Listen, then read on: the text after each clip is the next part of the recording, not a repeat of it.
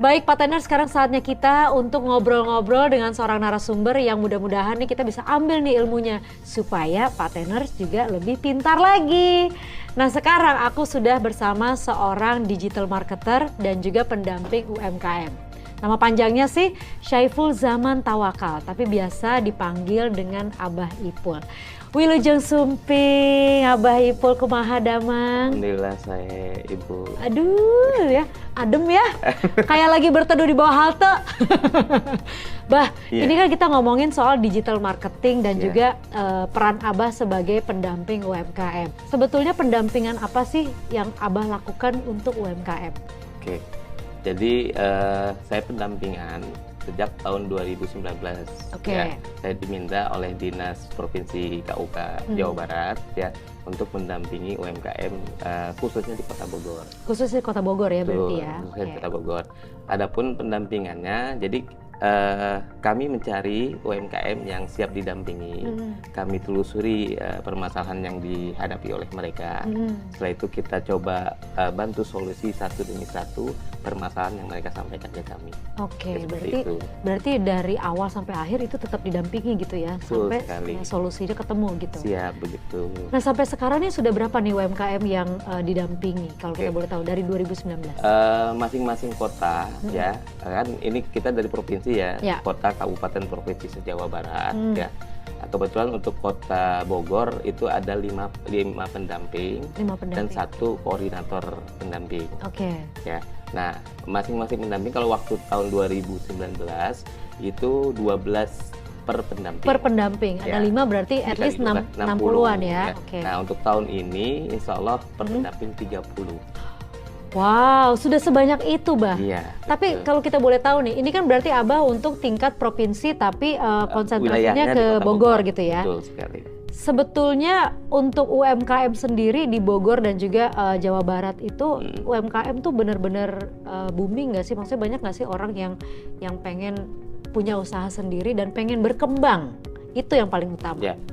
Kalau dari antusiasnya sih mereka berbondong-bondong ya istilahnya untuk mendaftarkan menjadi salah satu peserta UMKM juara gitu ya. Jadi setiap tahun itu nggak kurang. Nggak kurang ya, tapi pasti nambah terus ya. Seperti itu. Makanya kuotanya ditambah setiap tahun. Jadi dari 12 terus 20, 27 dan sekarang 30. Sekarang 30 ya. Per pendamping. Wow, luar biasa. Betul. Ini kalau aku nggak salah pendampingan yang dilakukan oleh Abah Ipul juga sampai ada yang menembus kancah internasional. Nah salah satunya sebetulnya adalah brandnya Abah sendiri ya. Namanya Rasaku, bener nggak? Rasa Kowe bacanya ya. Jadi Rasa Kowe ini sudah berhasil menembus pasar internasional. Boleh diceritain nggak, Bah? Di-sharing mungkin kira-kira tahapannya tuh apa aja sih yang dilakukan sampai bisa ke sana gitu?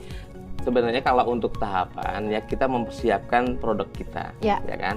Pertama apa kelebihannya, terus kemasannya, ya kan. Sama juga dengan izin-izinnya, ya. Misalnya izin edar ya dari Dinas Kesehatan, dari Badan POM, ya. Terus ada juga izin halal, ya kan. Ada dari MUI kalau yang sekarang BPJPH, ya.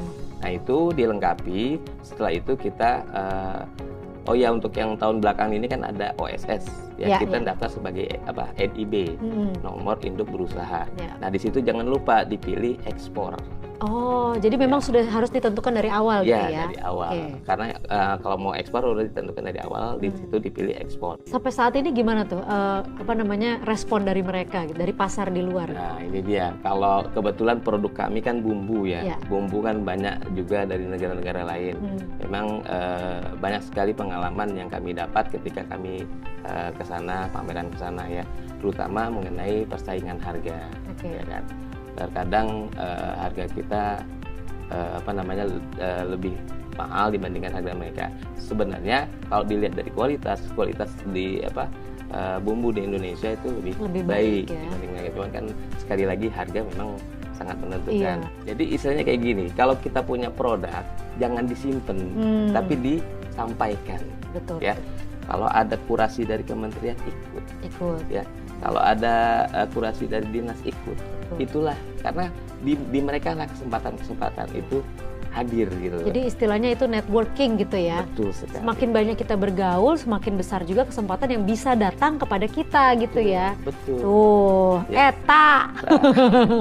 Di situ. Di situ ya, Bah ya. Selain daripada kita menyiapkan produk kita. Ya. Kalau udah kita nyiapin produk kita tapi kita tidak punya link, tidak punya networking. Bingung sendiri juga. Ya, ada buat diri sendiri aja, nggak usah keluar. Iya, udah makan-makan aja sendirilah gitu ya. Gitu. Tapi Bah, gini, kalau misalnya ada partners gitu, UMKM yang mau ikut pelatihan sama Abah gitu, bisa nggak sih? Silakan saja datang ke ke kantor dinas ya, tanyakan kalau kami mau ikut UMKM Juara. Ada juga kalau memang mereka sudah masuk ke dalam grup-grup UMKM, biasanya itu disebarkan oleh masing-masing pendamping link pendaftarannya. Ya, kalau untuk UMKM program UMKM Juara ini memang ada kriteria. Salah satunya adalah minimal omsetnya itu 300 juta per tahun. Per tahun? Per tahun. Berarti kira-kira per bulan itu sekitar 10 jutaan. 10 jutaan ya.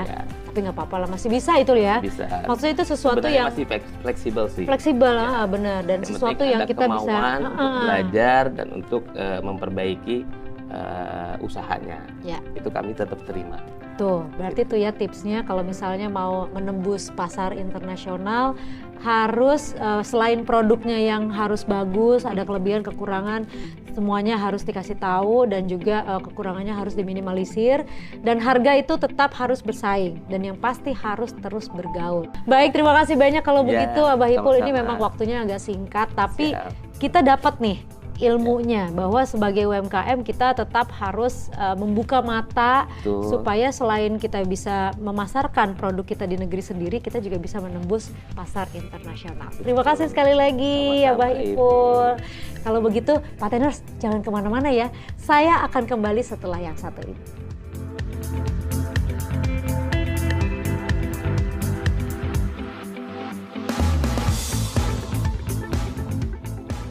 Halo Partners, UMKM Indonesia, seperti kita tahu bahwa ada isu global terjadi resesi ekonomi di tahun 2023. Tapi kita nggak usah khawatir, karena ekonomi di Indonesia itu ditopang oleh adanya UMKM.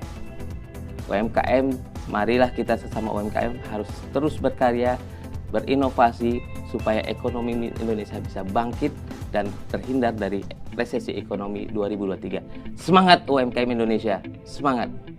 Kita semua boleh jatuh, tapi harus bangkit.